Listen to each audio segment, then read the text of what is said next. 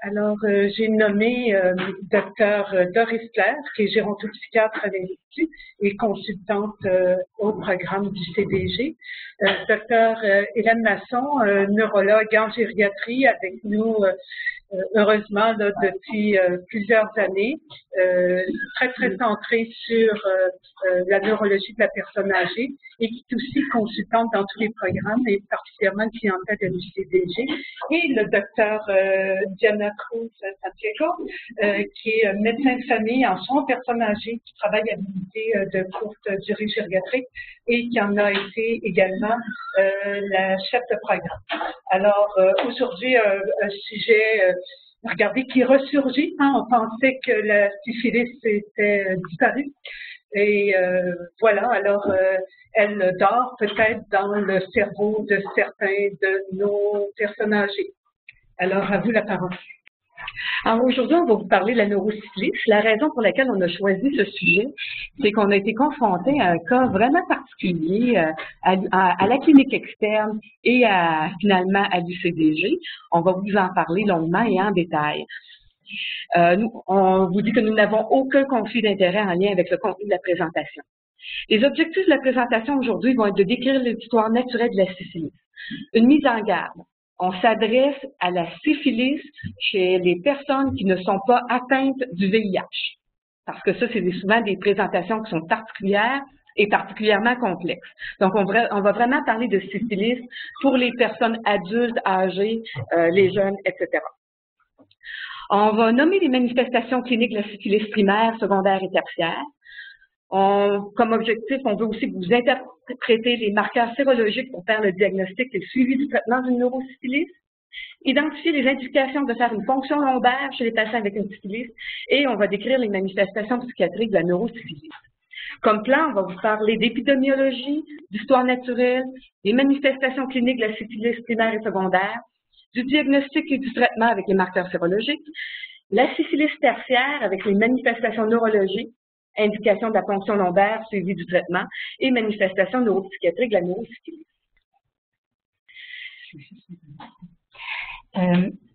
Je voudrais savoir quels sont les généralistes dans la salle qui pratiquent dans les cliniques. En fait, on vous dédie la conférence parce que c'est sur vous que repose un peu le fait que nous, on ne veut pas les voir quand ils arrivent au stade de démence. Donc, si vous êtes à l'affût des signes qui pourraient vous mettre sur la piste d'une syphilis, c'est à vous, là, tout repose sur vous. Alors, on veut éviter de se rendre à la neurosyphilis. C'est pour ça qu'on est un institut de gériatrie, mais on voulait faire beaucoup plus large pour faire de la prévention. C'est le point important de la conférence. C'est intéressant, le Dr Cagouat mentionnait que c'est une maladie en résurgence. Il y a quelques années, on pensait qu'elle était pratiquement éradiquée, alors qu'en fait, elle est en train de réapparaître. Nous, les Européens ont apporté beaucoup de maladies en Amérique du Nord quand ils ont commencé à explorer le nouveau continent. Mais la syphilis, c'est une maladie qui a été donnée par ceux qui étaient en Amérique du Nord aux Européens et ils l'ont ramenée en Europe et ça a fait des ravages jusqu'au début du 20e siècle. Alors, on a finalement eu les antibiotiques pour la traiter. Ici, vous voyez un portrait qui a été réalisé par Rembrandt de Gérard de Lerès. Gérard de Lerès est un peintre hollandais assez fameux dans l'école de peinture hollandaise, qui était aussi un poète et un musicien, un homme qui avait absolument aucune évidence de troubles cognitifs ou neurologiques, mais il avait une apparence qui était décrite comme hideuse et qui pouvait donner la nausée. Alors, en fait, il y a des gens qui ont regardé son portrait et tout ça, et qui se sont dit qu'il présentait des marqueurs de syphilis congénitale. Une protubérance frontale, un maxillaire court, un nez aplati, une mâchoire proéminente, des fissures qui irradiaient du coin des yeux et de la bouche avec un teint pâle. Il est devenu aveugle à 49 ans. C'était peut-être lié à une syphilis oculaire, mais c'est pas clair. Mais il n'y avait pas d'atteinte neurologique évidente chez lui. Donc, il faut se rappeler que la syphilis congénitale n'évoluera pas nécessairement avec une neurosyphilis. Donc, c'était en guise d'introduction. Je vais maintenant passer la parole à Diana Cruz, qui va vous parler de notre cas clinique. Parfait. Donc, nous allons parler alors du cas clinique de M. G. Donc, M. G, c'est un homme de 65 ans qui est chauffeur de taxi. Il vit avec sa conjointe depuis environ 43 ans, mais il n'y a pas de vie conjugale comme telle parce que sa femme passe environ 6 mois par année à ça. Donc, depuis 1984. Il a 4 enfants, donc c'est un patient qui était référé de la clinique de cognition pour une évaluation cognitive dans un contexte de changement de comportement à suspicion de troubles neurocognitifs atypiques.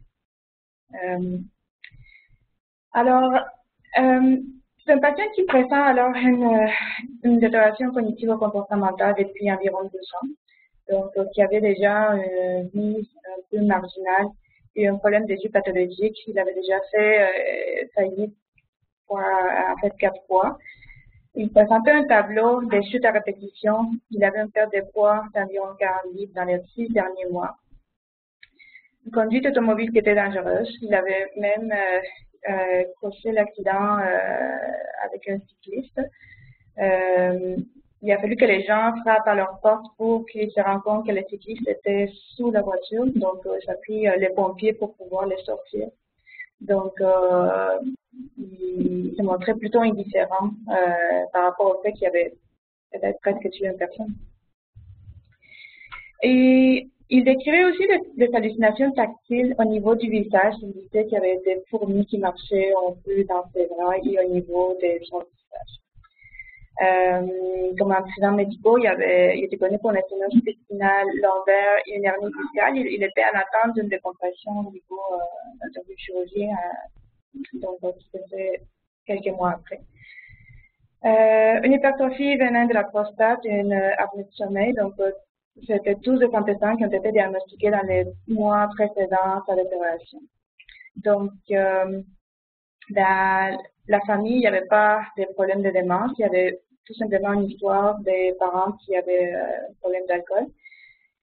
Au niveau de la médication, il est arrivé avec ce médicament-là. Donc, son médecin de famille avait déjà commencé la rivastigmine avec une suspicion d'un trouble cognitif qui était plutôt atypique. Et des symptômes dépressifs, la raison pour laquelle il avait quitté le prendre.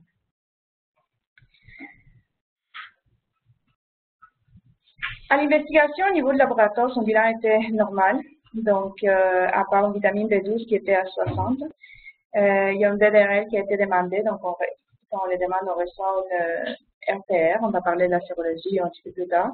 Donc, il est revenu positif avec un titre de 1 sur 32. Les tests de mini-mental étaient à 29 sur 30. Il avait perdu de son point dans la rétention lexique. Et le MOCA était à 26 sur 30, donc il y avait le cube qui était pas clair. Il était la fluidité du langage et au niveau du rappel où il avait perdu de temps. L'imagerie, il y en avait eu une année précédente un scan cérébral qui était normal. Une résonance magnétique cérébrale qui avait montré une lésion ischémique d'allure restante dans la corona radiata gauche. Puis une TEP cérébrale aussi qui était suggestive de démence de type Alzheimer avec une atteinte droite plus que gauche du gyrus singulaire. Donc, il y a eu une évaluation par tous les professionnels de la santé, en fait, qui a nécessité physio, éco, nutrition, neuropsy, travailleur social, tous les intervenants ont vraiment travaillé avec ces patients. L'évaluation en ergothérapie avait objectivé uniquement un ralentissement psychomoteur. Il était autonome pour toutes les AVQ. AVD aussi, mais il y avait une certaine négligence au niveau de ses paiements, des factures. Donc, c'était pas des soucis, mais plutôt de la négligence. C'est un patient qui n'avait jamais cuisiné. Donc, quand sa femme partait, il était toujours au resto, il mangeait dans sa voiture. Au niveau de la conduite auto, il y avait un ralentissement aussi avec les tests faits en neurothérapie. C'est tout ce qu'on avait pu objectiver, mais un ralentissement assez important qui vient nuire à la conduite automobile, donc raison pour laquelle on a compris que les patients ne pouvaient pas conduire en raison de ces ralentissements. L'évaluation de neuropsychologie a mis en évidence une autocritique qui était partielle, des difficultés majeures au niveau de l'orientation spatiale. Un ralentissement aussi important, donc une diminution de la vitesse de traitement de l'information et au niveau viso-perceptuel. Un fonctionnement exécutif qui était vraiment fragilisé, surtout dans la planification. Et la mémoire épisodique qui était aussi fragile. La compréhension était difficile lorsqu'on donnait des consignes, mais il était capable de faire les choses par la suite, mais c'était en raison de ce ralentissement, la compréhension n'était pas si facile. Oh, est-ce que moi je peux intervenir, puis peut-être que tu pourrais intervenir aussi. Moi, je l'ai évalué à l'hôpital. J'étais demandée pour, évidemment, fonction lombaire, VDRL positif. Si vous me demandez, est-ce que je trouvais que ce patient-là avait une présentation de troubles cognitifs pouvant suggérer une démence différente, avec dans le contexte, je savais déjà qu'il y avait peut-être une neurosyphilis. Pas vraiment. Par contre, je trouvais qu'il y avait une discordance entre l'ampleur de ce qu'on rapportait socialement, puis l'événement de la conduite auto où il était passé sur la cycliste. Là, il était revenu, il avait repassé sur la cycliste. Puis lui, c'était comme la grande indifférence, avec un MoCA à 26, tu sais, je trouvais. Puis même à la neuropsychologie, c'était pas la grande démence avec le syndrome aphaso-aphracto-amnésique, avec des difficultés qu'on pourrait s'attendre vraiment significatives pour l'ampleur de ce qui était arrivé socialement. Mais moi, c'était comme tous les autres qu'on me demande de voir. Il n'y avait pas vraiment de particularité.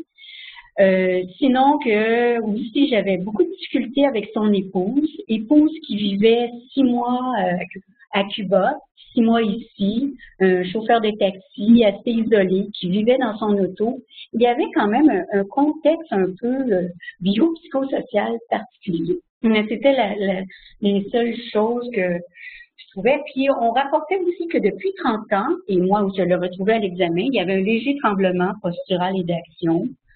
Mais sans plus, sans tremblement de la langue, parce que ça, c'est une des caractéristiques de la neurosyphilis, d'avoir des tremblements de la langue. On peut en avoir avec d'autres pathologies, mais c'est retrouvé dans ça. Puis, bon, peut-être, tu pourrais commenter sur soit ta couleur psychiatrique. Oui, parce qu'évidemment, avec ce tableau d'indifférence-là, un tableau cognitif, il y a du citalopram pour des éléments dépressifs. On m'a demandé évidemment en consultation. Alors, en regardant le dossier, puis avec l'histoire, je me suis dit, bon, faillite x4, histoire d'alcoolisme dans la famille, bon, ça pourrait être un trouble de personnalité.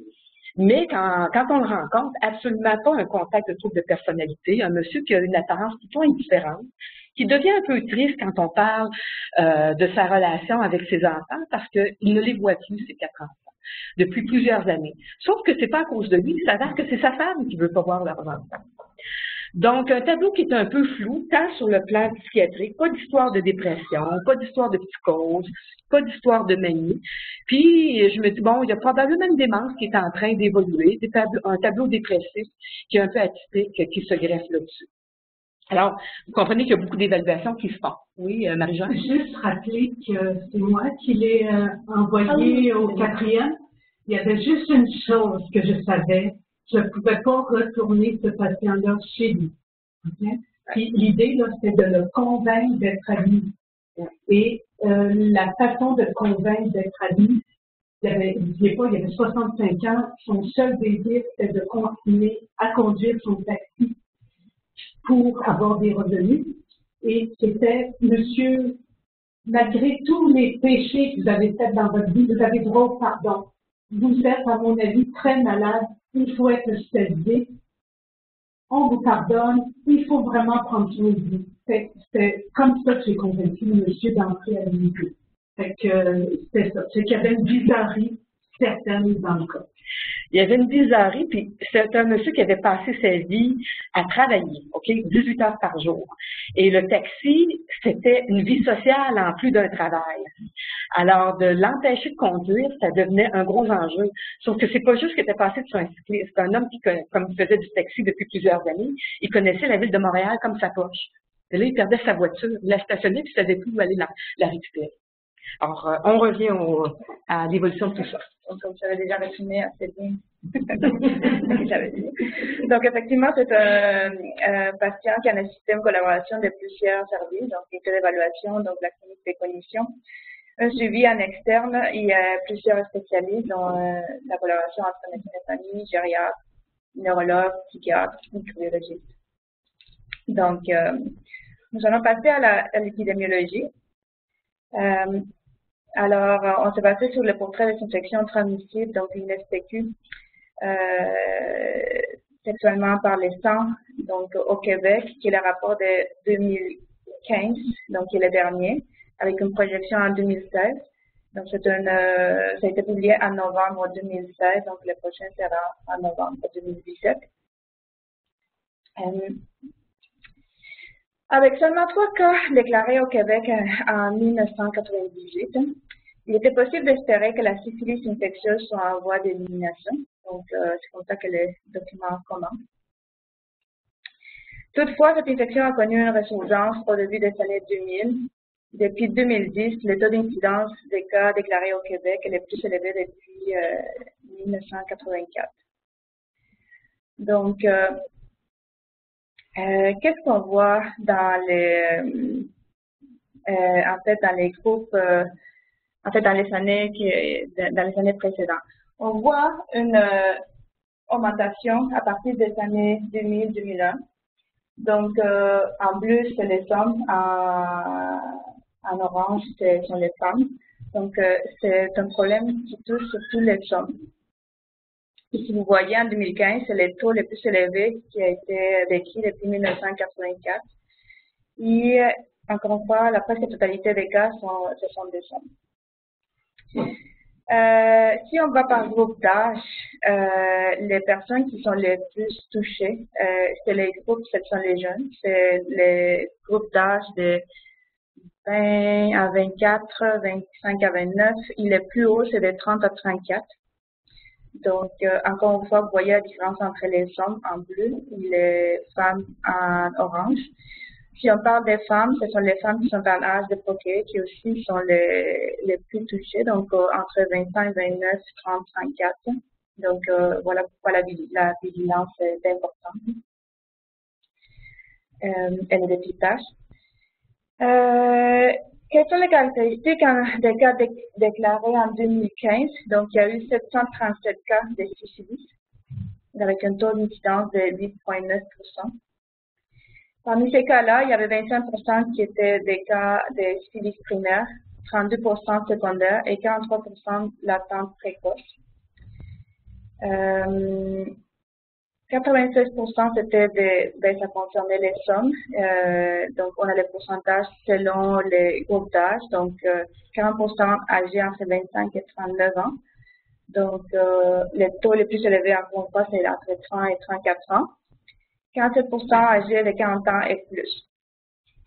Donc, si on parle du Québec, donc c'est à Montréal où il y a les taux d'incidence les plus importants, donc 21. Donc, avec 58% des cas du Québec.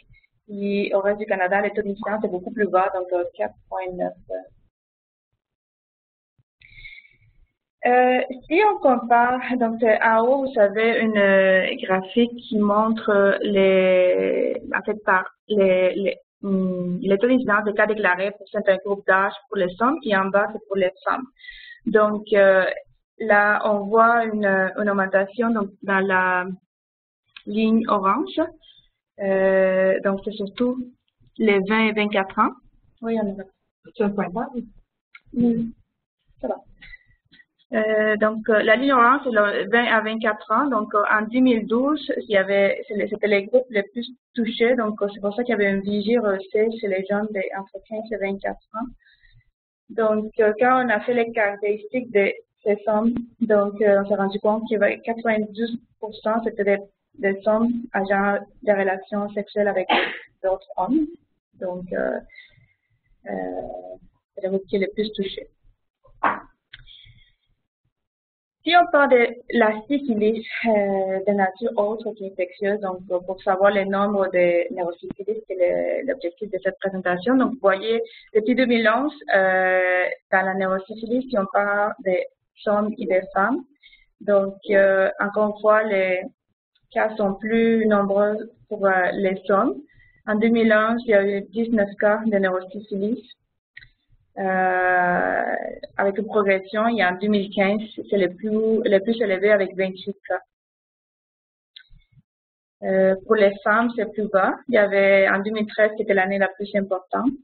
En 2011, il y a eu le premier cas de syphilis congénitale, donc de mères québécoises au Québec, née au Québec. Donc, un dépistage qui doit se faire pendant la grossesse.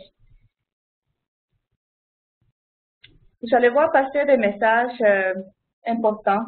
Donc, ce sont les choses qu'il faut retenir de notre présentation. Donc, le message numéro 1, c'est qu'il y a une recrudescence de la maladie actuellement. Et le patient qui est à risque, plus important, c'est un homme jeune qui est donc un homme ayant eu des relations sexuelles avec d'autres hommes, VIH. Donc, on va parler de l'histoire naturelle et la présentation clinique de la syphilis. Alors, la bactérie qui est en cause, c'est le Treponème pallidum sous-espèce pallidum. Donc, le nom vient du latin, donc trep pour tire-bouchon, nema du latin pour fil pallide et du latin pâle. Okay? Donc, vous avez une photo de la bactérie. La bactérie a été finalement décrite pour la première fois en 1905. Donc, ça fait à peine 100 ans qu'on connaît l'agent causal. Alors, c'est une famille de thyroquettes. Donc, les gens, c'est Treponème. Il y a plusieurs sous-espèces. Donc, celles qui causent la syphilis comme telle, donc c'est le pallidum pallidum. Mais il y en a d'autres qui sont aussi présentes, qui sont importants aussi à retenir parce que les tests de sérologie spécifiques pour les Treponèmes ne vont pas différencier si c'est une pinta ou si c'est une syphilis ou si c'est une BGL. Donc, il peut y avoir des faux positifs en raison de ces espèces. C'est une bactérie qui ne se colore pas de routine à la coloration grande. Il n'y a pas de culture aussi possible pour l'utilité clinique. La transmission, le risque le plus élevé, c'est par contact sexuel, vaginal, anal ou orogénital avec ou sans pénétration. Les contacts, donc on peut ici, la transmission se fait aussi par contact direct avec les exsudats de lésions de la peau des muqueuses, par contact indirect avec des jouets sexuels, par transfusion sanguine et lors du partage de matériel d'injection aussi, materno-fatale. Donc, là, on va rester sur cette diapo. Alors, c'est important, parce qu'on nous parlait de la neurosyphilis. Donc, pour se rendre à la neurosyphilis, il faut passer plusieurs étapes. Donc, d'abord, il y a une exposition. Donc, il y a une période d'incubation qui dure entre 10 et 90 jours. Habituellement, c'est 3 semaines. Donc, où on va présenter la syphilis primaire, donc qui est normalement une chancre. Donc, par la suite, il y aura une période d'incubation de 4 à 10 semaines. Donc, normalement, les chancres va se résoudre dans 2 ou 3 semaines. Souvent, on va passer inaperçu parce que c'est indolore. Pour ensuite passer à la syphilis secondaire qui peut durer des semaines ou quelques mois.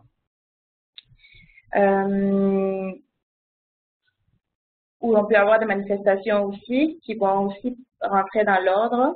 Donc, pour passer en syphilis latente précoce, parce qu'on est capable d'identifier les débuts de la maladie en moins d'1 an. Ces étapes-là, c'est les étapes qu'on considère infectieuses, donc où les contagions est beaucoup plus important. Dans la syphilis latente, on peut avoir des récidives aussi, donc environ 24% pour développer encore une syphilis secondaire.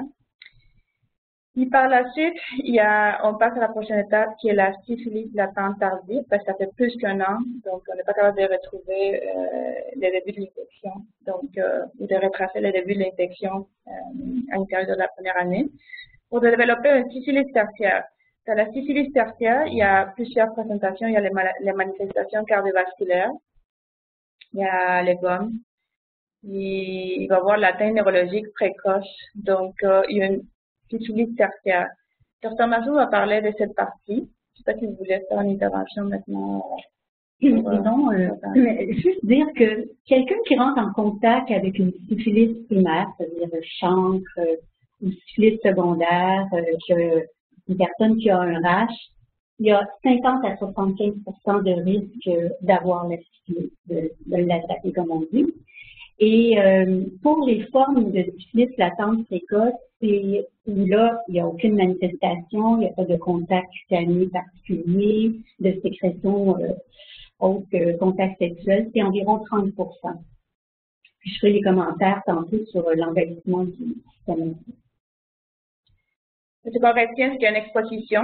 Il y a une première manifestation qui est la syphilis primaire, et ensuite, si on la traite pas, ça va évoluer en syphilis secondaire. Si on la traite pas, ça va évoluer en syphilis latente pour par la suite évoluer en syphilis tertiaire. Souvent, la syphilis primaire et secondaire vont passer inaperçues parce que ce sont des manifestations plus spécifiques pour la syphilis, donc ça va être, si on peut le confondre avec d'autres maladies facilement. Et syphilis latente, vous voyez qu'il y a une flèche vers syphilis secondaire.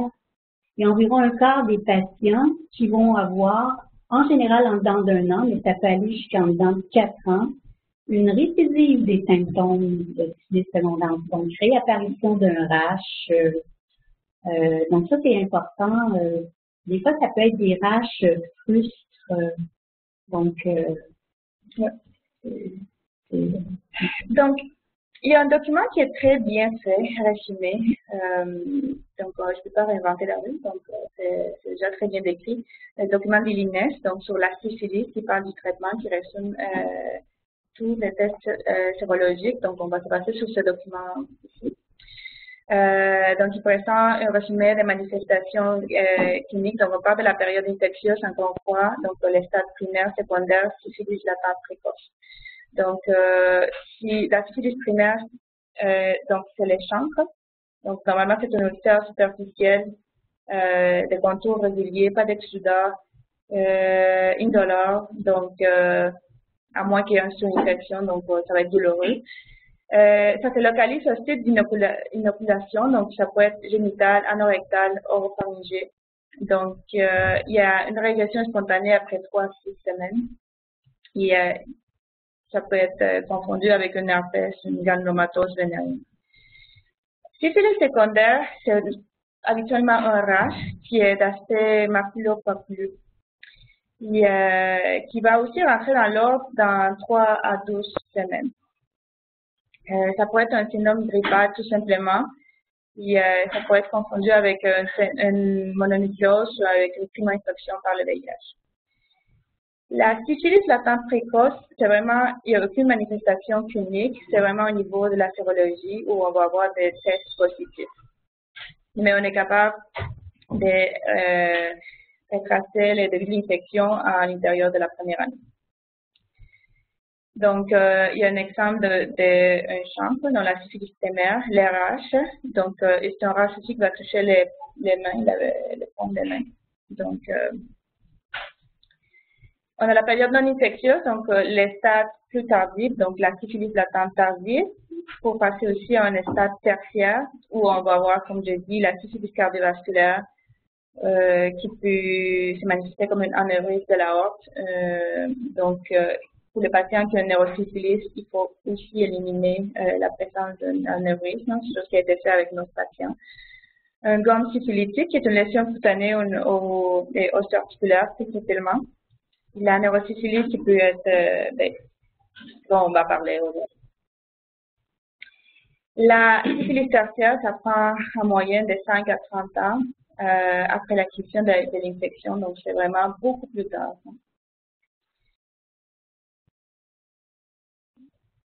comment on fait le diagnostic? C'est compliqué, donc je ne veux pas qu'on se perde dans la sérologie. Donc, je vais donner les points les plus importants et en fait la façon la plus facile. On a des tests non tréponémiques. Donc, on parle de VDRL et une RPR. Donc, une RPR qui donne les tests rapides de la réagine plasmatique. Donc, c'est le test le plus utilisé au Québec, qui a remplacé le VDRL même. Donc, quand on demande un VDRL au Québec, normalement, en fait, on va recevoir un résultat de RPR avec un titre. Donc, ça, c'est le test non tréponémique. Donc, ça permet de poser le diagnostic d'une infection active, de réaliser une quantification du titre d'anticorps. Donc, il est nécessaire pour faire le suivi de la réponse au traitement. Il y a les il y a les tests tréponémiques qui sont spécifiques pour détecter les anticorps du tréponème. Donc, mais encore une fois, comme j'ai mentionné avant, il peut y avoir des faux positifs avec les autres tréponèmes. Donc, il y a les tests EIA, donc les CIA, qui est probablement les tests les plus utilisés ici. Les tests vraiment de confirmation pour donc, les tréponèmes pallidum particle agglutination. Donc, il est l'IA, qui est l'immunochematic assay. Alors, ce document aussi a été fait par l'Agence de santé et des services sociaux de Laurentides. Donc, l'INES va sur ce document également. Donc, les tests non tréponémiques, il y a la possibilité d'être faux positif avec certains collagénoses, avec la grossesse, avec l'utilisation de drogues injectables et certaines infections virales. OK. J'ai parlé avec le docteur Claude Fortin, microbiologiste, qui a participé à tous ces comités-là. Et il me disait que ça, pour les faux positifs collagénoses, comme par exemple le lupus, la grossesse, l'utilisation de drogues, certaines infections virales, la maladie de Lyme, mais en fait, n'importe quelle infection chronique, quelqu'un qui a une endocardite pourrait avoir un faux positif, un VDRL faux positif. N'importe quelle infection, un aspect qui tarde à rentrer dans l'ordre. Donc, il faut vraiment faire attention et attendre les tests de confirmation par l'INSPQ quand on a des conditions comme ça. La maladie de Lyme, c'est toujours hot, hein? La maladie de Lyme, c'est comme la syphilis, on ne veut pas s'en faire passer. En fait, la maladie de Lyme, c'est un spirochète. Donc, c'est logique de penser que ça pourrait donner des faux positifs. Et également les anticorps anticardiaques, parce qu'il peut y avoir des faux positifs quand les gens ont des titres élevés. Donc, c'est intéressant à connaître ces particularités-là pour pas non plus alarmer les patients quand on annonce des nouvelles. On a des tests positifs. Ouais. Donc, les tests non tréponémiques, il y a une possibilité de faux négatifs aussi au début de l'infection. Donc, ils n'ont pas eu le temps de développer des anticorps. Donc, quand la suspicion clinique est là, il faut prélever un deuxième sérum 2 à 4 semaines plus tard. Donc, encore une fois, je l'ai dit, c'est une test d'ordre quantitatif. Ça donne un titre, ça permet de préciser les stades de l'infection et de suivre la réponse post-traitement. Donc, ça peut détecter aussi un nouvel épisode si les titres augmentent. Et test tréponémique, donc c'est vraiment spécifique pour la syphilis, mais encore une fois, il y a des faux positifs avec d'autres spirochètes. Ça confirme un résultat des tests non tréponémiques. Et le résultat est vraiment d'ordre qualitatif, donc on ne peut pas faire s'il n'y a pas de titres dans ces tests-là. Normalement, les tests tréponémiques demeurent positifs pendant toute la vie. À moins que ce soit comme traité vraiment très précocement, donc ça peut devenir négatif. Normalement, ça va rester positif en fait pour toujours. Donc, ça, c'est l'algorithme traditionnel qui est utilisé ici à l'Institut et dans la plupart des endroits au Québec. Donc, on commence par une RTR. Donc, si est négatif, on arrête là. Donc, si est réactif, ça va nous donner un titre. Donc, 1 sur 8, 1 sur 32, 1 sur 16. Donc, normalement, c'est fait dans les laboratoires de biologie médicale locale. Donc, et par la suite, quand ça devient positif, il s'est envoyé au laboratoire de santé publique du Québec pour faire le test tréponymique qui va confirmer la maladie. Donc, on fait un TP-PA. Donc, s'il devient non réactif, indéterminé, on peut passer. S'il devient réactif, on confirme la maladie comme telle. Si ça devient non réactif ou indéterminé, on va passer au prochain test qui est LIA. Donc, il y a certains laboratoires au Québec qui vont commencer d'emblée par un test tréponymique, donc qui est le EIA ou CIA.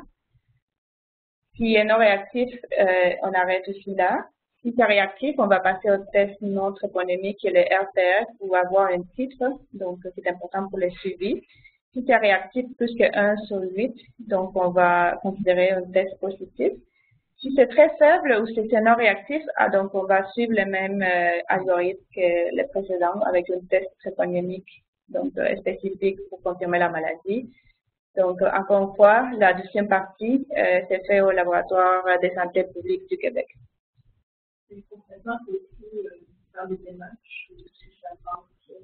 Ça part tout seul, oui. Donc, à partir du laboratoire local.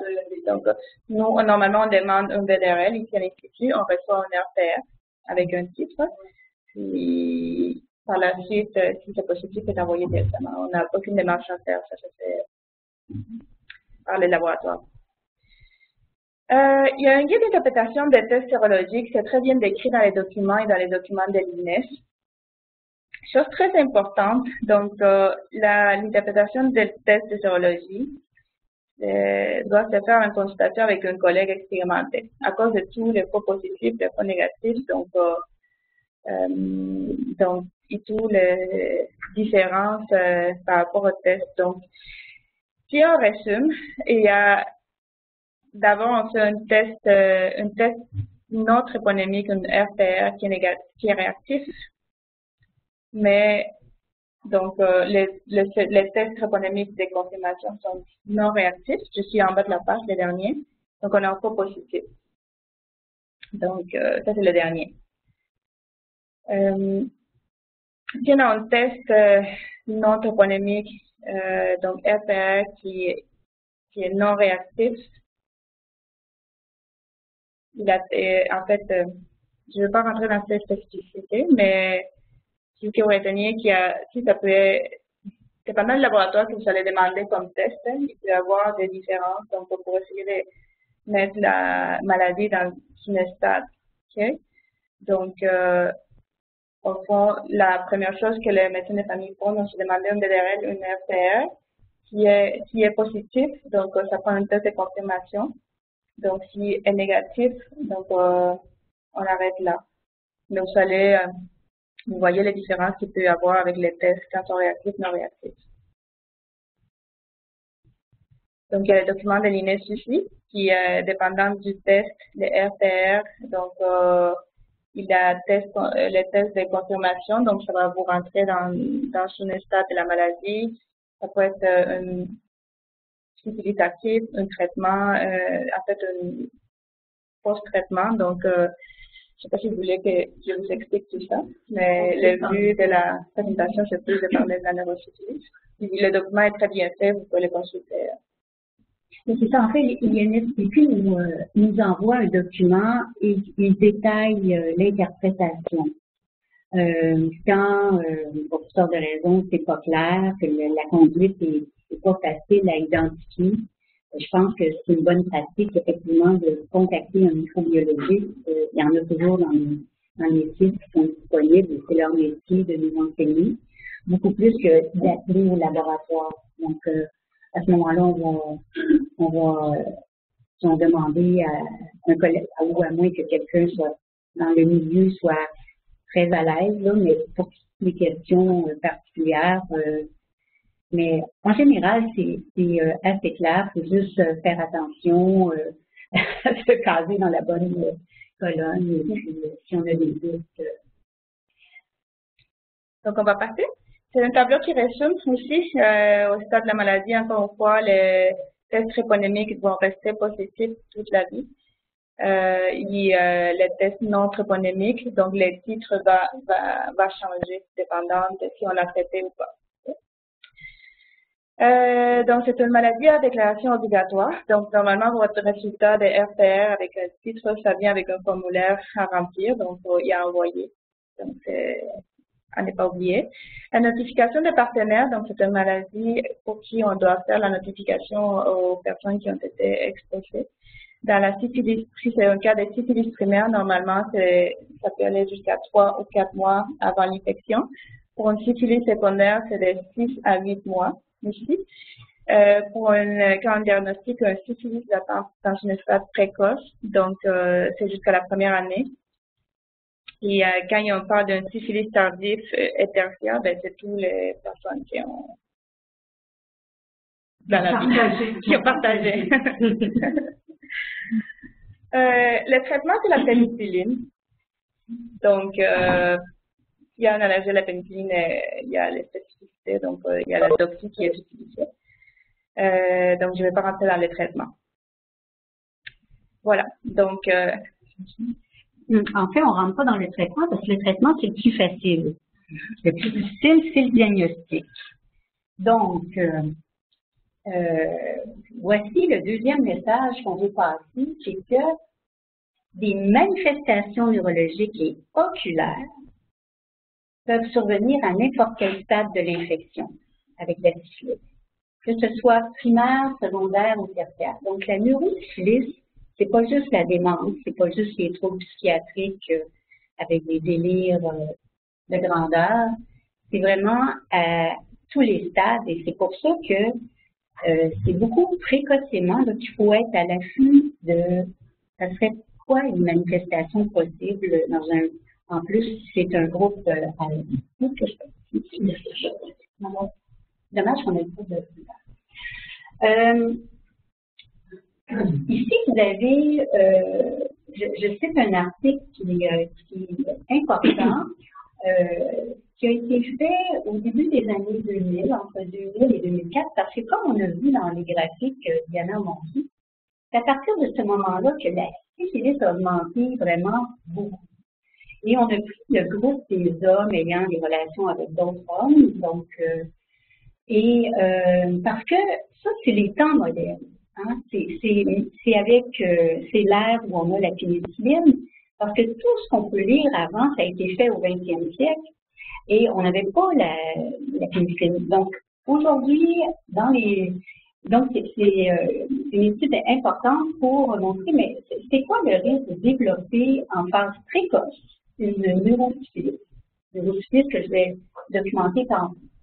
C'est environ 1,5 %. C'est quand même une étude, je suis toujours portée au point de vue, une étude qui a porté sur 7083 personnes atteintes de syphilis. Donc, c'est une proportion qui n'est pas négligeable. Et je vais enchaîner avec l'autre diapo ici pour signifier quelque chose. La neuroinvasion du tréponème, quand le tréponème est en contact sur la peau, dans les sécrétions, il y a environ 30 à 60 % de risque d'une invasion dans le système nerveux central. Mais on réagit à ça. Donc, il va y avoir une clairance d'environ 70 %. Puis un 30 % où là, il va y avoir une persistance du tréponème dans le système nerveux. Et c'est là qu'on va apparaître toute la cascade des complications neurologiques. Donc, au début, l'inflammation, quand ça pénètre dans le système nerveux central, c'est limité au méninge. Plus tard, ça va, l'inflammation va progresser puis va toucher les artères. Donc, ça va donner des tableaux d'artérite, d'artérite. Quand ça va progresser, il va y avoir une atteinte des nerfs crâniens. C'est très inflammatoire, la syphilis. Également des racines rachidiennes. Et ensuite, il va y avoir des lésions parenchymateuses, cérébrales et médulaires. Donc, une chance, il y a quand même une clairance à 70 %, mais la persistance dans le système nerveux central, c'est 30 %.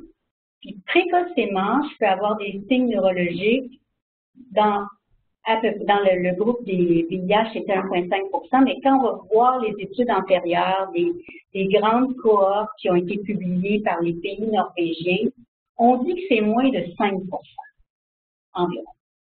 Est-ce que c'est un parcours nécessaire, à savoir, est-ce qu'il faut nécessairement qu'il passe par une méningite clinique pour développer éventuellement un tableau plus complexe?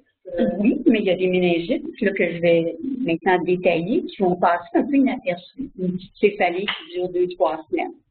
Donc, il faut penser à la syphilis si je suis en présence d'un tableau de méningite aseptique. C'est quoi une méningite aseptique? C'est parfait.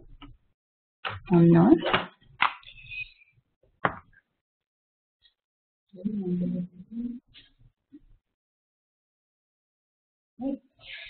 C'est quoi une méningite aseptique? C'est un patient qui se présente pour une céphalée holocrânienne, souvent d'apparition subaiguë, 2-3 semaines, vient à l'urgence, se présente à votre bureau, mal à la tête, un jeune. Il peut avoir un peu des myalgies, un peu de fièvre, frisson, dire oui, ça ressemble à une méningite virale. Ben oui, ça ressemble à une méningite virale. Donc, si on pose des questions, avez-vous été en contact avec quelqu'un qui avait une infection des voies respiratoires qui m'a dit, puis qu'on se fait dire oui, ben, on dit, ben, c'est une méningite virale. Des fois, on va faire des ponctions lombaires, des fois, on n'en fait pas. Ça dépend de l'ampleur de la symptomatologie, mais quand moi, je reçois à l'urgence un jeune qui a mal à la tête, puis qu'on dit, bon, on va lui faire une ponction lombaire, là, j'ai pas tout de suite mon rapport, mais je vais toujours cocher sur mon LCR un VDRL. Le VDRL sur le LCR, c'est l'étalon standard pour diagnostiquer une syphilis. Mais mon cas, il pourrait être négatif, surtout c'est au début. Par contre, si j'ai une lymphocytose, une protéinorachie, puis j'ai de fortes suspicions de soupçonner que ce patient-là, qui est un homme, qui a des pratiques à risque, bien, c'est sûr que même s'il est négatif, éventuellement, je vais y en demander un autre test.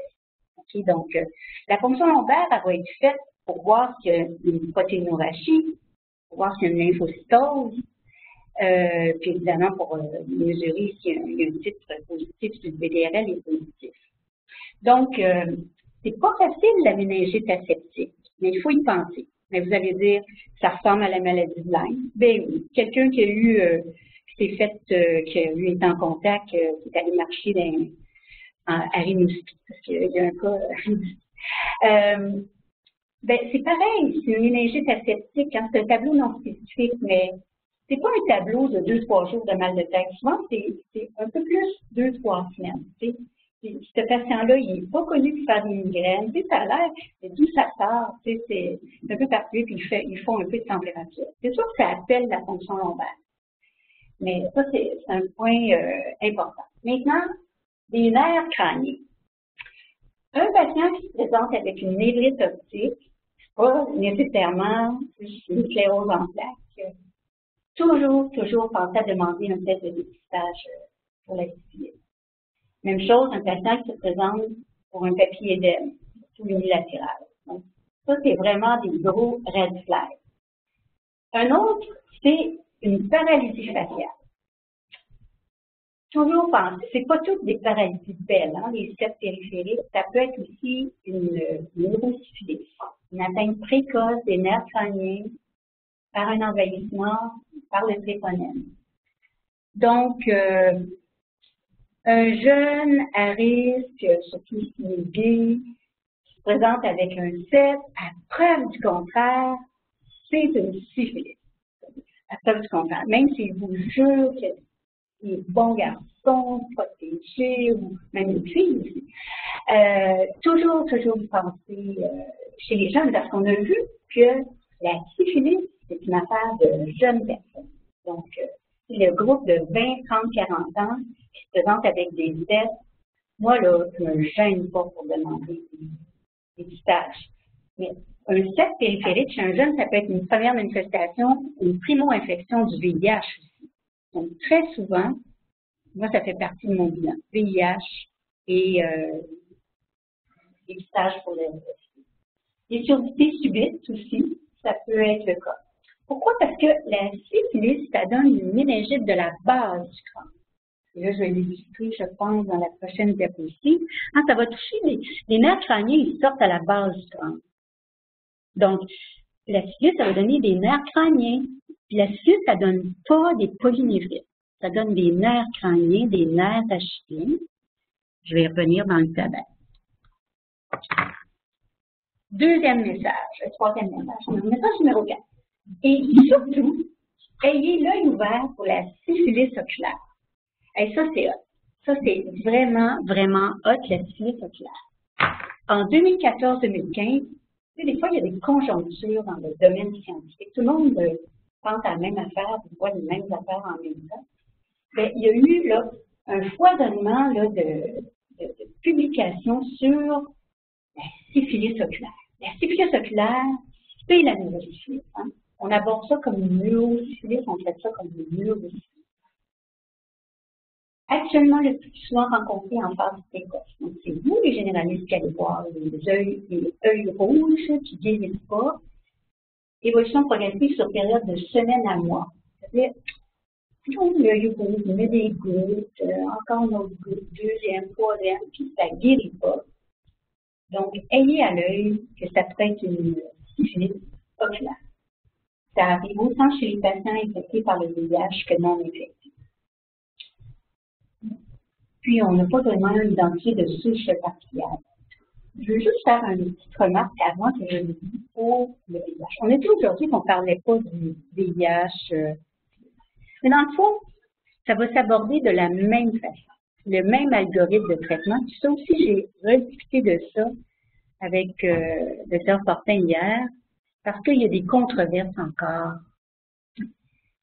Mais il m'a dit qu'on aborde ça de la même façon. Cependant, les patients qui sont VIH sont beaucoup plus à risque d'avoir des neurosyphilis précoces qui vont évoluer rapidement. Donc, aller vers des signologies de nerfs crâniens, beaucoup plus rapidement s'il y a une infection que tardivement. Donc, ça, c'est un point important.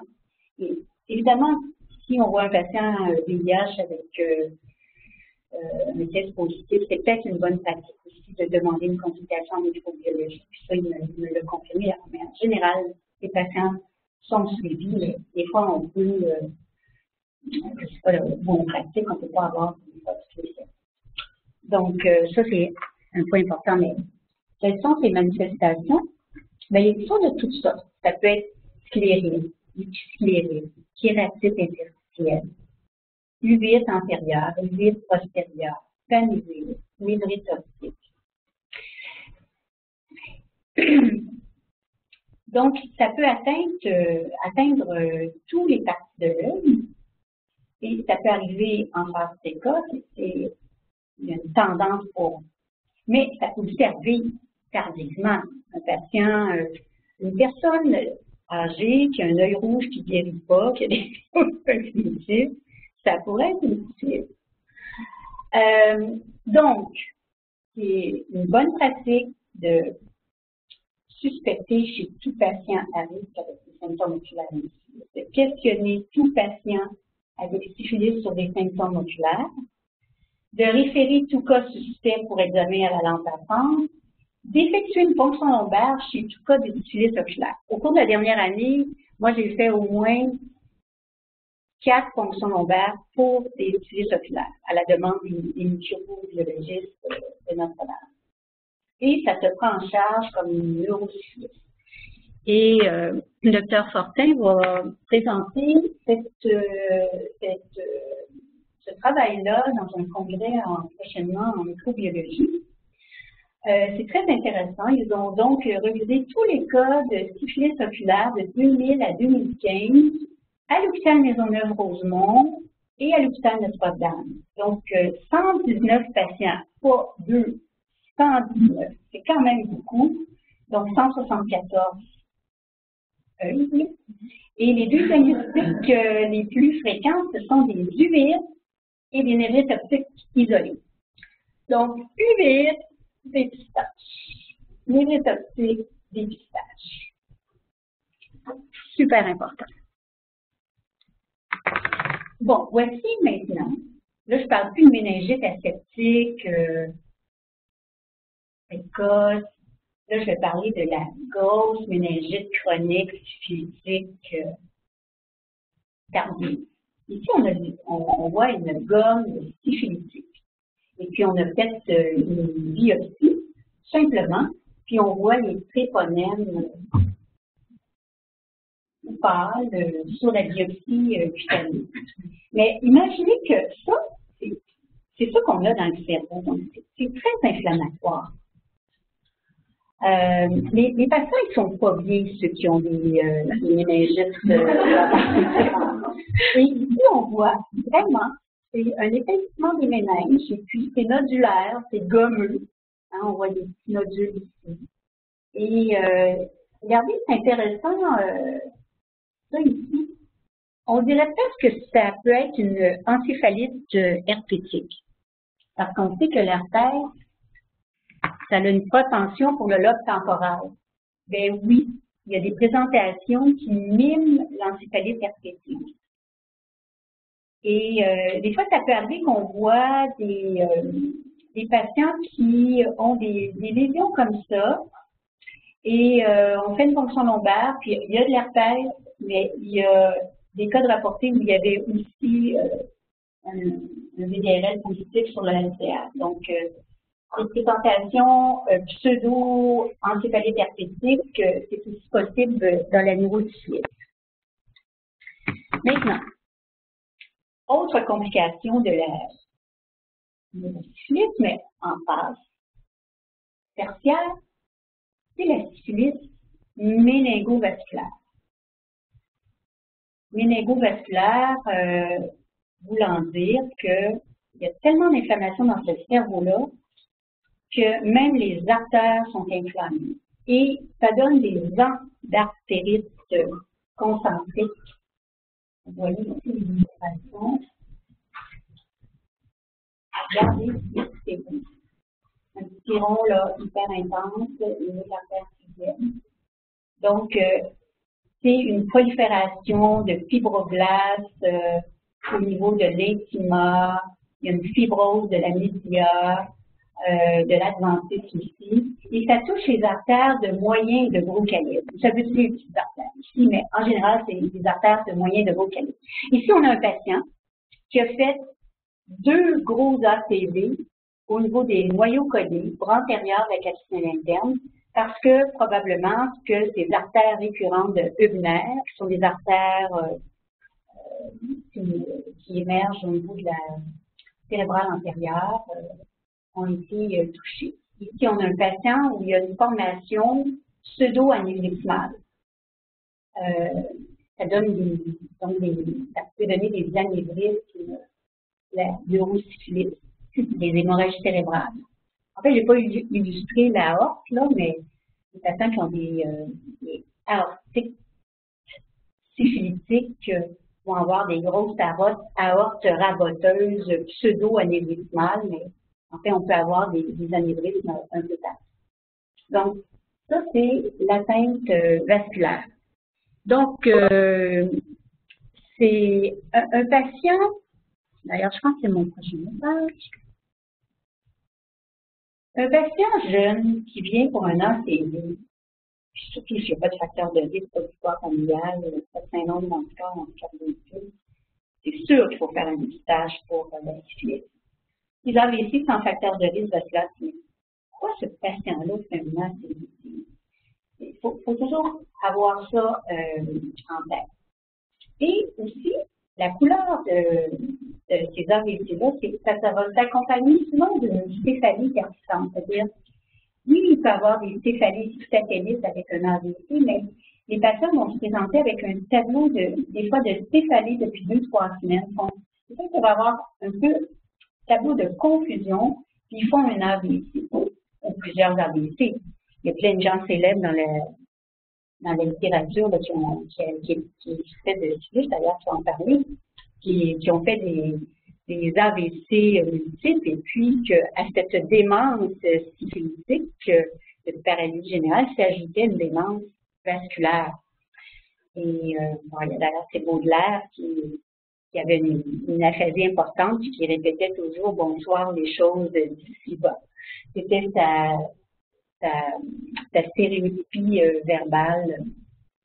Donc, un cinquième message, quand même penser à la syphilis dans un cas d'AVC. Bien, enchaînons maintenant avec un autre classique là, de la neurosyphilis, donc la présence de pupilles d'Argyll-Robertson, qui accompagne souvent le tabès dorsalis. Et ce sont des pupilles petites, irrégulières, inégales, peu ou pas réactives à la lumière et réactives à l'accommodation. On voit ici, l'éclairage, ça ne réagit pas. Quand on peut faire la convergence, on voit une construction. Pourquoi? Revisons un peu notre anatomie. Donc, vous avez le schéma habituel. Vous avez ici le noyau pétectal. Vous avez la commissure postérieure. Vous avez des interneurones qui relient les noyaux pétectaux. Quand on éclaire l'œil, ça chemine comme ça. La synapse ici, passe de l'autre côté. Synapse dans les interneurones. Et nos noyaux, les vélières vespales, vont faire la convergence, la construction des pupilles. Vous avez, pourquoi ça arrive dans la syphilis? Vous avez ici un troisième ventricule, une aqueduc de Sylvius normal. Ici, vous avez un aqueduc de Sylvius où il y a une gliose épandymère. Vous voyez le gliséré noirâtre. C'est à cause de la neurosyphilis. Donc, autour ici, il y a une fibrose qui s'installe. Là, je ne suis pas marqué, mais ça va être beaucoup plus important. Ça va interrompre le circuit des interneurones. Donc, quand j'éclaire, il ne se passe rien, parce que là, c'est bloqué mon insu, mais par contre, les patients vont être capables de faire une construction oculaire parce que les noyaux, les portions ventrales du mésencéphale sont mieux préservées, moins touchées par la neurosyphilis. Donc, c'est comme ça. Mais vous allez me dire comment on fait la différence avec une pupille d'Adi. Vous voyez souvent peut-être des jeunes personnes qui se présentent avec une dilatation d'une pupille. Des fois, ça peut être deux grandes pupilles. En fait, la pupille d'Adi, ce sont une ou deux grandes pupilles qui ne réagissent pas à la lumière, mais vont réagir aussi à l'accommodation. Mais dans la pupille d'Adi, le problème se situe au niveau du ganglion ciliaire.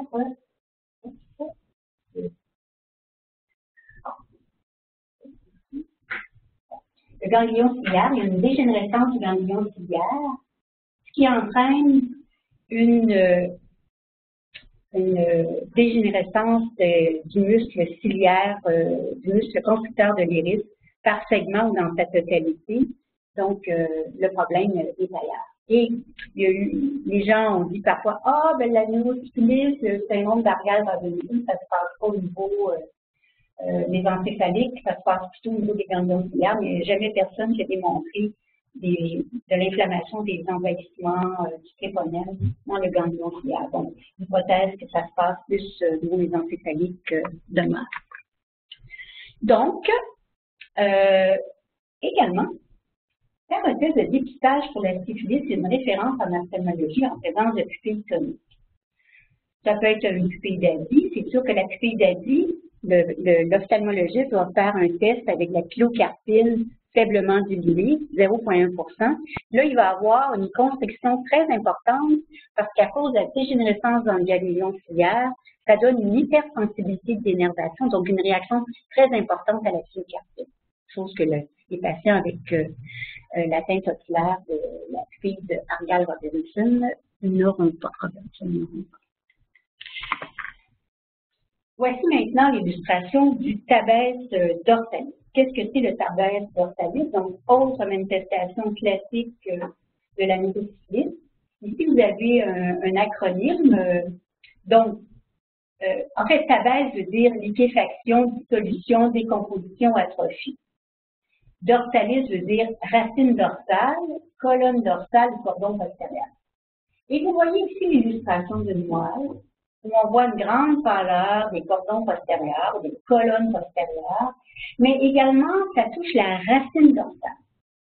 Donc, c'est pour ça que les patients ont des douleurs très importantes, des douleurs fulgurantes, souvent en type d'aiguille, qui peuvent même avoir un caractère périodique, c'est-à-dire des douleurs qui reviennent à toutes les minutes, très, très intenses. Donc, la racine dorsale, parce que l'envahissement du tréponème commence dans la racine rachidienne dorsale et envahit ensuite les cordons postérieurs. Et comme conséquence, aussi, bien évidemment, il va y avoir une diminution des réflexes, mais les patients n'ont pas de polynévrite, c'est une atteinte de la racine postérieure. Ils vont avoir une grande ataxie parce qu'ils ne savent pas où sont leurs jambes. Ça touche surtout les portions lombaires aussi, de la moelle, dorso-lombaire, que plus le niveau cervical. Donc, les patients vont avoir une grande ataxie sensitive et une grande atteinte des centres vibratoires. Et je vais vous montrer l'autre diapo. Ils vont avoir aussi des arthropathies neuropathiques de Charcot. Dans les articulations, on a des récepteurs articulaires qui vont évidemment circuler dans la racine postérieure, qui amènent l'information sur où est mon membre dans l'espace, où est mon articulation dans l'espace. Donc, les patients vont avoir des formations très importantes, puis quand on bouge leur membre, ils n'ont aucune douleur. OK? Parce qu'il y a une perte des récepteurs sensitifs au niveau des capsules articulaires, parce qu'il y a une inflammation de la racine postérieure.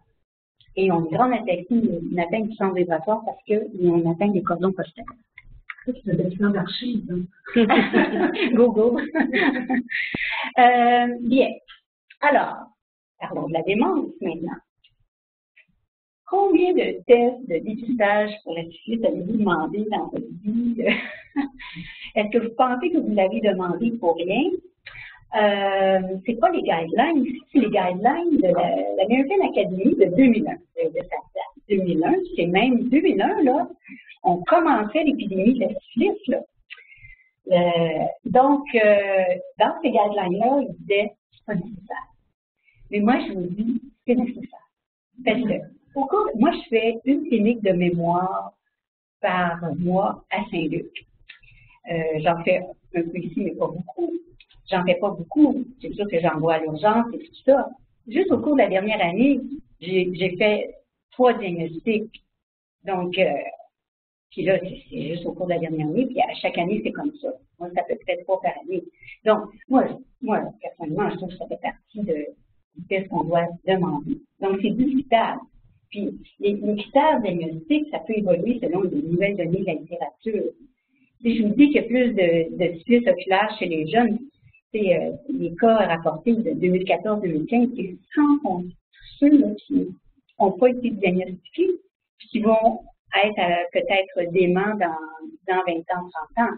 Donc, il faut quand même y penser. Alors, quelles sont les indications de réaliser une fonction lombaire chez les patients avec syphilis?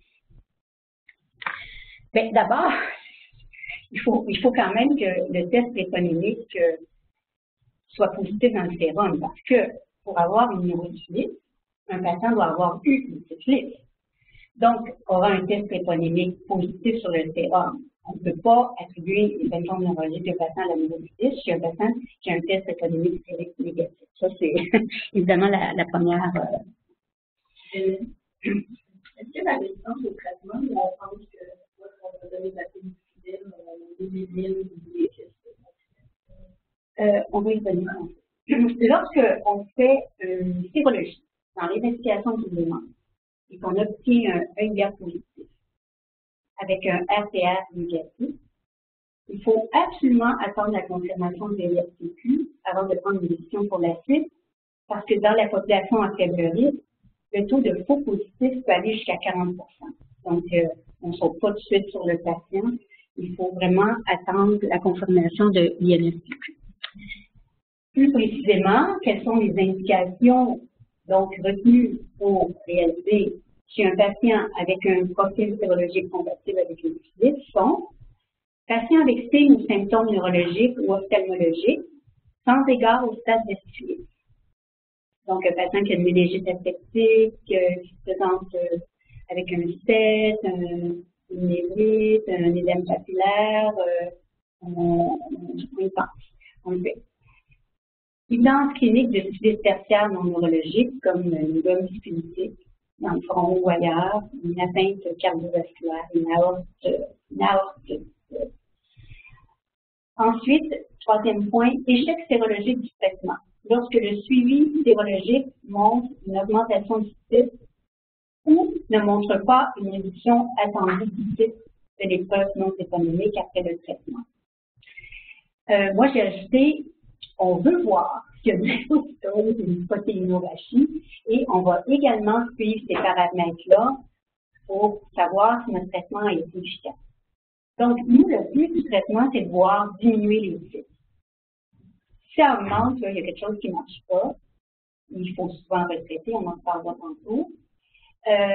Puis, la lymphocytose, la protéinorachie, c'est super important. Quelqu'un qui vient parce qu'il a mal à la tête depuis 3 semaines et qui a une lymphocytose, une protéinorachie, moi, dans ma tête, je me dis qu'il est peut-être plus à risque que quelqu'un qui a mal à la tête.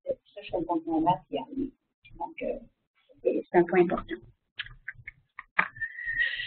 Donc, ça, je l'ai mentionné tantôt, là, la syphilis, les talons d'or, c'est le VDRL. Hein?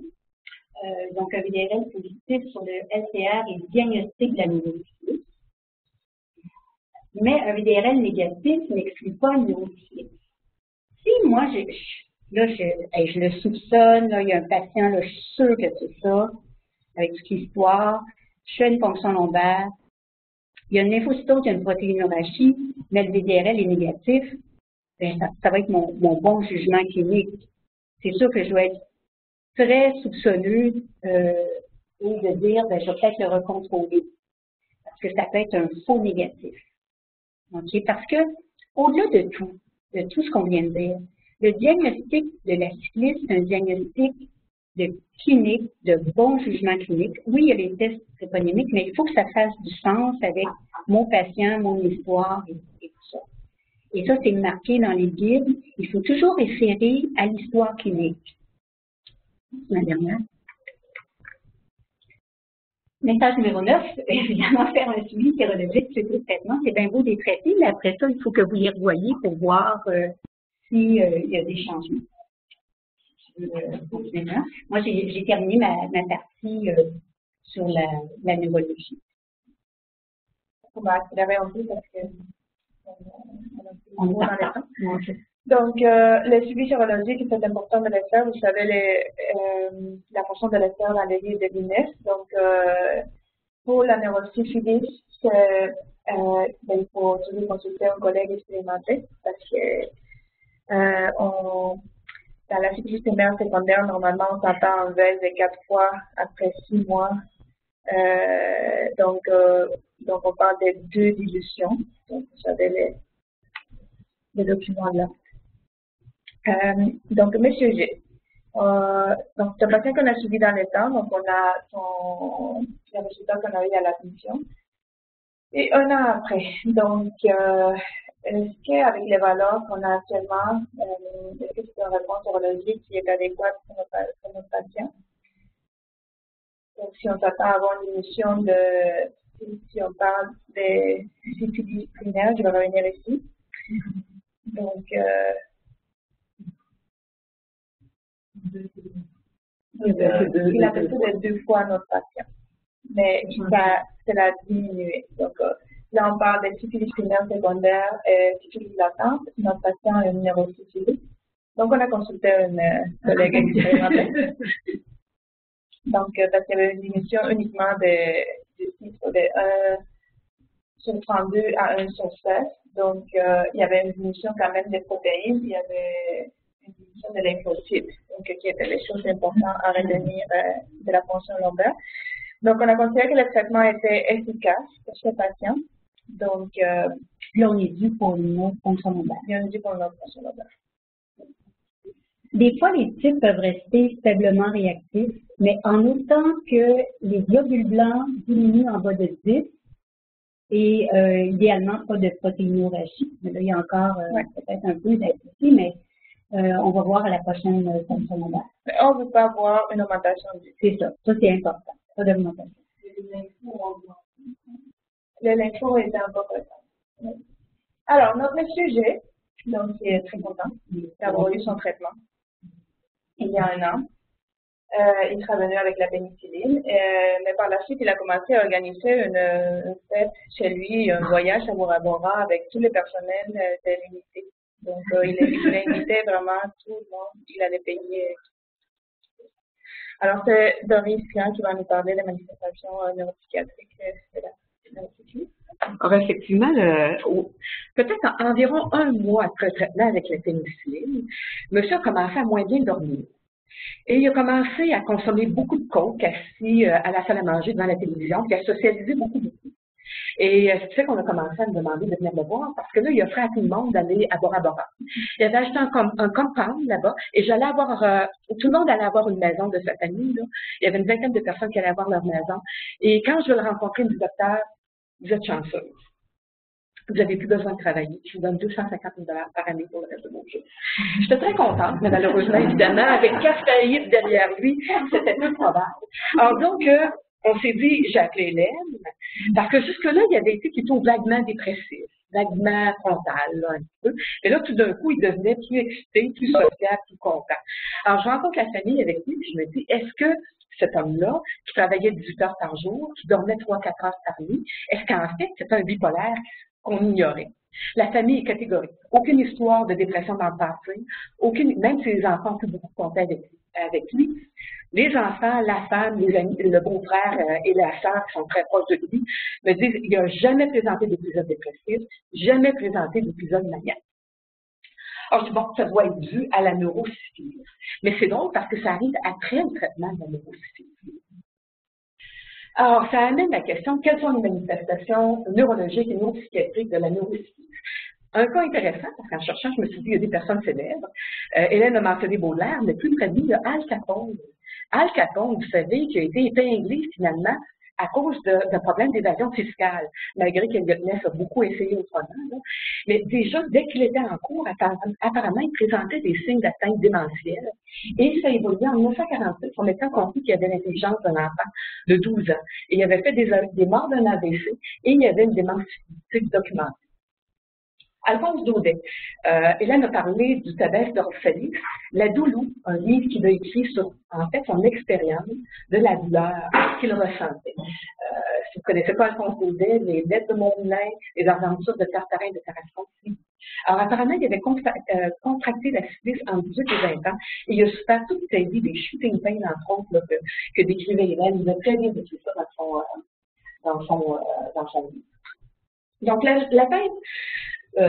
la neurosyphilis qui va donner des manifestations psychiatriques, comme Hélène et Diana l'ont mentionné, ça peut survenir à n'importe quel stade de la maladie, mais peut-être un peu plus particulièrement dans l'atteinte méningo-vasculaire, qui est plus inflammatoire en artérique aussi. Et on dit que ça va fréquemment amener des AVC qui vont impliquer l'artère cérébrale moyenne. Puis là, oui, et dans les prodromes, ici, vous voyez qu'il peut y avoir des changements psychologiques, de l'insomnie, changement de personnalité, d'habilité émotionnelle, de mémoire, suivi d'un syndrome vasculaire progressif. Donc, on peut déjà, dans l'atteinte méningo-vasculaire, avoir des symptômes neuropsychiatriques, mais qui vont peut-être s'apparenter un petit peu plus à un délirium, dans certains cas, ou à l'atteinte vasculaire. Dans l'atteinte parenchymateuse, qui survient plusieurs années plus tard, en 20-30 ans, comme le dit Hélène, les symptômes neuropsychiatriques seraient plus fréquents et peuvent se retrouver tant dans la paralysie générale, le tabès d'orthopéris, que lorsqu'il y a une atrophie. La paralysie générale, c'est ce qui a été décrit comme la démence paralytique ou dementia insane. C'était la démence psychiatrique. On la décrit comme une atteinte qui est méningo-encéphalique, frontotemporale progressive, avec une perte de fonction corticale, qui est liée à la réaction inflammatoire. Un début insidieux, qui va se caractériser par une perte d'ambition. Là, j'essaie de trouver dans les articles plus récents de la littérature quelles sont les présentations de la neuropsychiatrie. Et puis, on décrit tous les symptômes. Fait que là, je me suis dit, est-ce qu'il y a des vieux livres, avant même là, que les traitements soient commencés, qui nous décriraient davantage quels étaient les tableaux neuropsychiatriques qu'on pouvait voir? Et souvent, ce qui est décrit, ça va être ça, perte d'ambition, perte de mémoire, l'irritabilité. On décrit aussi une certaine frivolité. Une approche de la vie qui est un petit peu superficielle et on ne se préoccupe pas des conséquences. De l'apathie, un retrait, un déclin de l'attention à ses affaires personnelles. On peut se demander chez notre patient de fait qu'il était 4 faillites, est-ce que c'est pas relié un petit peu à tout ça?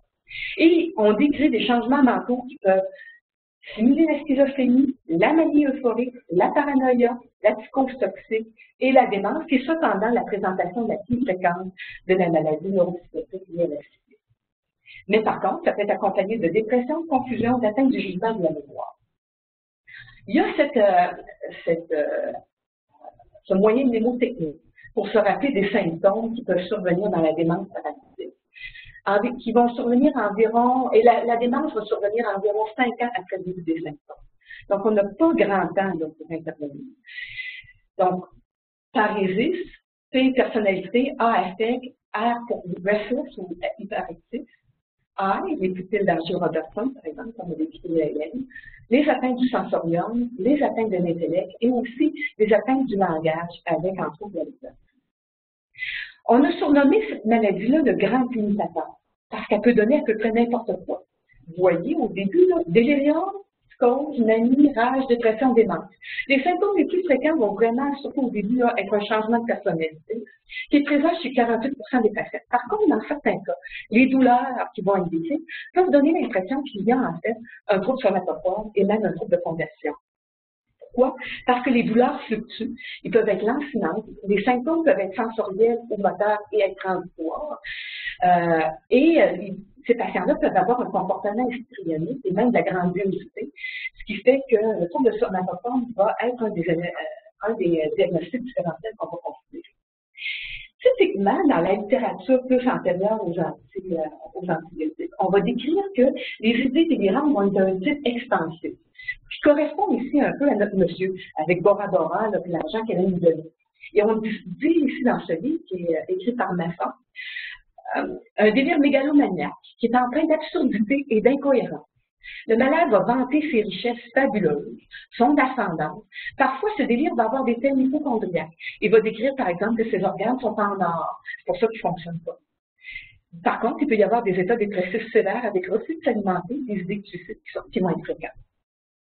On décrivait beaucoup un tremblement, un syndrome parkinsonien unilatéral, qui va d'ailleurs se révéler chez notre monsieur. OK, au point où Hélène a dit, est-ce qu'on traite ou est-ce qu'on ne traite pas? Parce que le tremblement était, et le symptôme parkinsonien était unilatéral. Finalement, Hélène a décidé d'essayer un peu de cinémètre et ça semble l'avoir amélioré.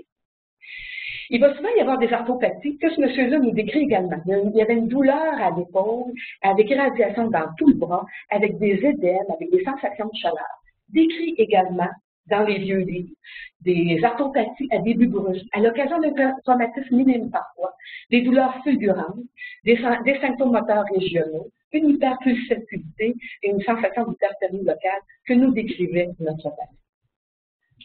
De façon plus contemporaine, qu'est-ce qu'on peut dire sur les manifestations neuropsychiatriques de la neuropsychiatrie? Il y a une étude qui a été faite en Chine, qui a été réalisée en 2005 et 2012, où ils ont identifié de façon rétrospective 169 patients qui avaient un diagnostic de psychiatrie.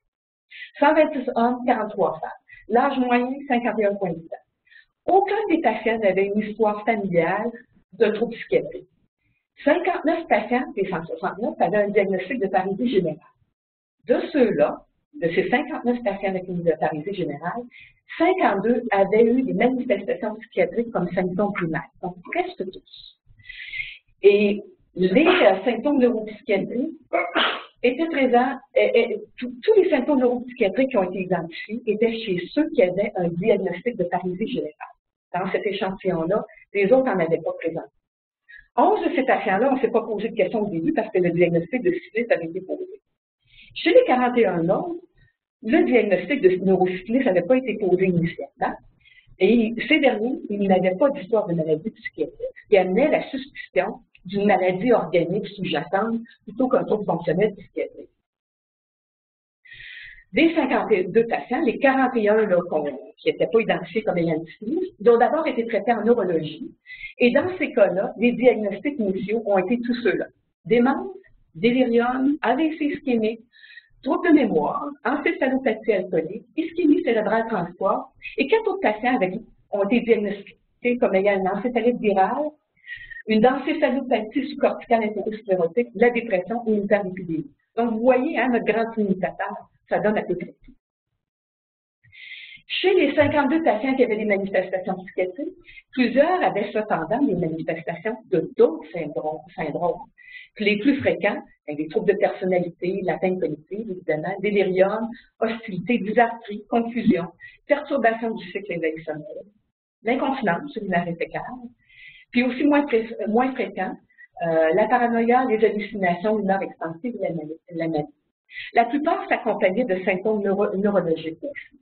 Donc, faiblesse musculaire, un babylitis positif, l'hyperréflexie, l'ataxie, la paralysie faciale.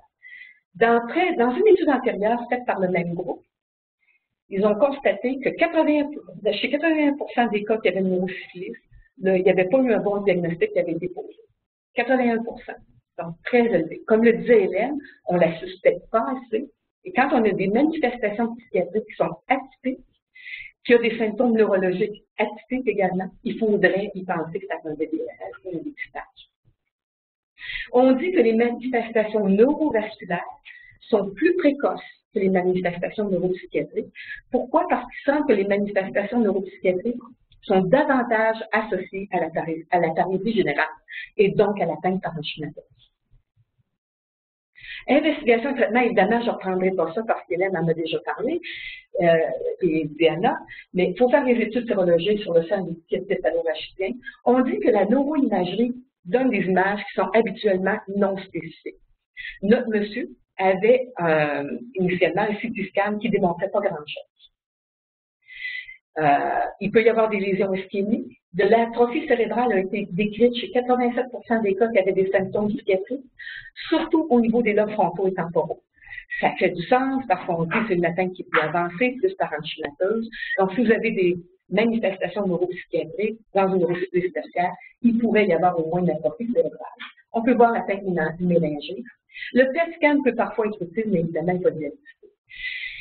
Il n'y a pas de consensus, puis il n'y a pas non plus de ligne directrice sur le traitement des symptômes neuropsychiatriques de la neurosyphilis. Il y a des recommandations. On dit essayer un antipsychotique. Dans un article, on disait essayer le lanzapine et la quététine. Dans un autre, on disait essayer la risperidone, la ripiprazole et l'exprasidone. On ne sait pas comment le patient va nécessairement évoluer. On ne nous décrit pas quelle est la réponse aux antipsychotiques pour les manifestations neuropsychiatriques. De plus, l'antibiothérapie, c'est pas clair si ça va vraiment améliorer des symptômes neuropsychiatriques, particulièrement quand il y a une atteinte parenchymateuse qui évolue depuis 20 à 30 ans. Il est possible que ça laisse des séquelles malgré tout. Même chose pour la démence.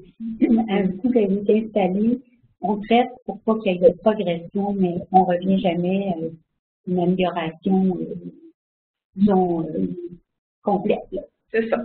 Ce qui est intéressant chez notre patient, M. G, c'est qu'il n'y avait pas beaucoup d'atteintes mnésiques. C'était plus un changement de personnalité, des symptômes un peu frontaux, d'atteinte du jugement.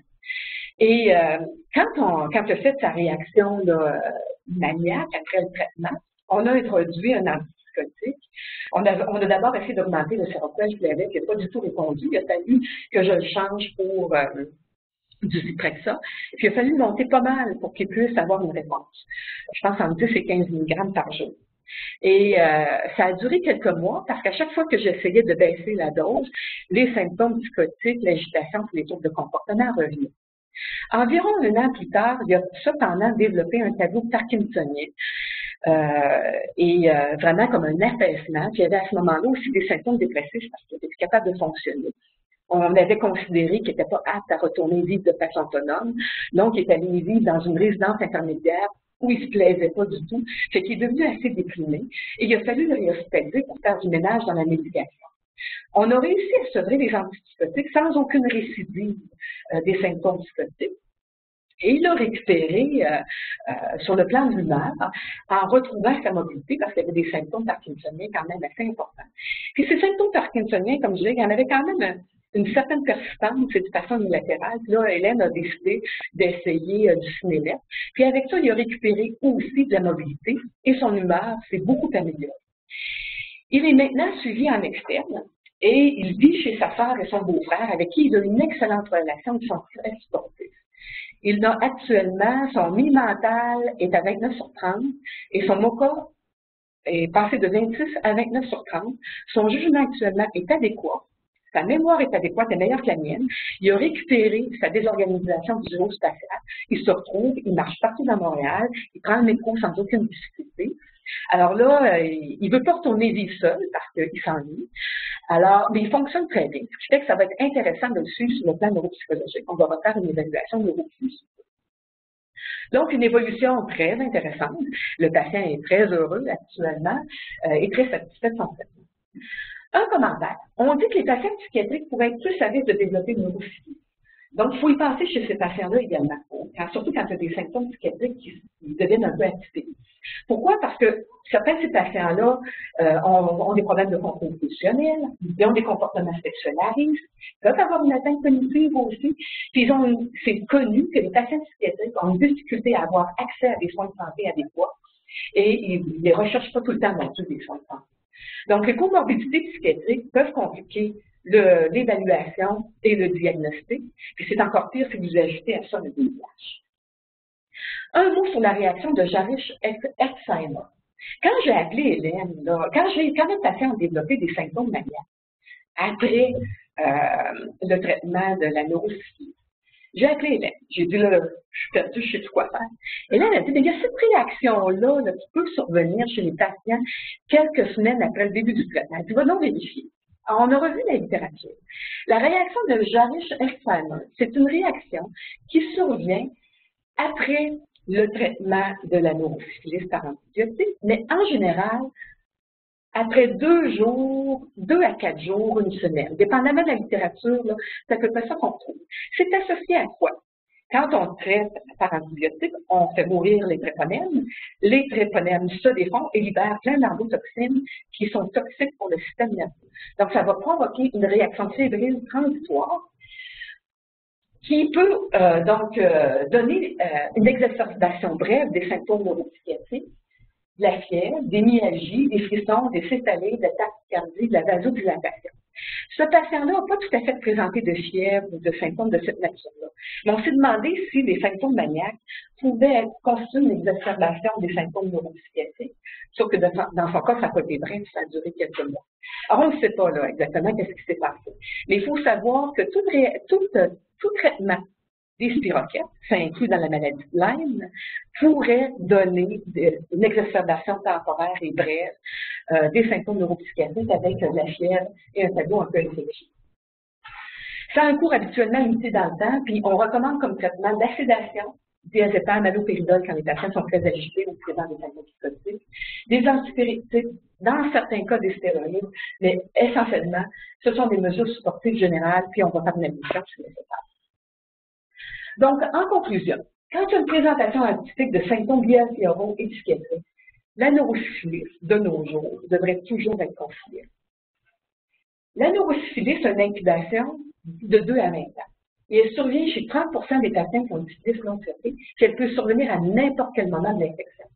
Entre 1995 et 2005, 86% des cas de neurosyphilis avaient une présentation atypique, alors que c'était 69% entre 1965 et 1984. Donc, la présentation atypique a augmenté. Donc, se rappeler, présentation atypique, vérifier neurosyphilis. Ce sont des symptômes qui sont non spécifiques, qui sont communs à plusieurs troubles neurologiques et psychiatriques, puis qui est à suspecter donc chez les patients qui vont présenter des anomalies mentales peu claires, aiguës, sub-aiguës, avec peu de symptômes neurologiques. Alors, ça conclut notre présentation.